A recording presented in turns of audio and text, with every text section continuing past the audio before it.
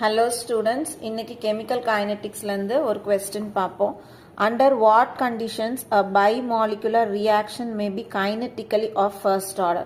So எப்போ வந்து ஒரு bimolecular reaction வந்து first order consider பண்ணுவோம், இந்த conditionல consider பண்ணுவோம்னு கேக்குறாங்க.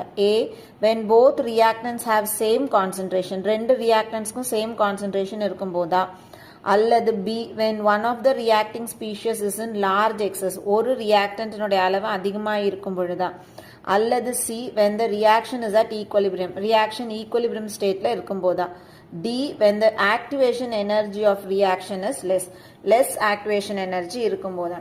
ஸோ ஜென்ரலாக நம்ம வந்து ஒரு ஹையர் ஆர்டர் ரியாக்ஷனை நம்ம ஃபர்ஸ்ட் ஆர்டராக கன்வெர்ட் பண்ணுறோம் அப்படின்னா, எக்ஸாம்பிளுக்கு ஒரு செகண்ட் ஆர்டரை ஃபர்ஸ்ட் ஆர்டராக கன்வெர்ட் பண்ணுறோன்னா அந்த ரியாக்ஷனில் ரெண்டு ரியாக்டன்ஸ் இன்வால்வ் ஆகுது அப்படின்னா அதில் ஒரு ரியாக்டன்டினுடைய அளவை நம்ம எக்ஸஸாக எடுத்துக்கும் பொழுது அதில் இருக்கக்கூடிய சேஞ்ச் வந்து நம்மளுக்கு கான்ஸ்டண்ட்டாக இருக்கும். ஸோ அதனால் நமக்கு வந்து ரேட் வந்து it depends only on one reactant. So அப்போ அதை நம்ம வந்து சூடோ ஃபர்ஸ்ட் ஆர்டர் ரியாக்ஷன் அப்படின்னு சொல்லுவோம். ஸோ அப்போ நம்மளுக்கு இந்த ஆப்ஷனில் ஆப்ஷன் பி வந்து correct. When one of the reacting species is in large excess.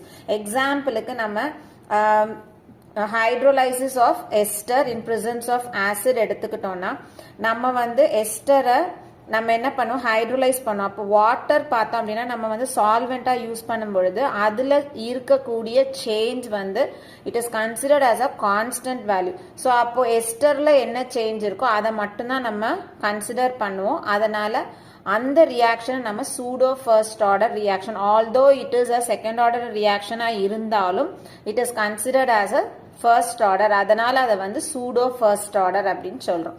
Thank you.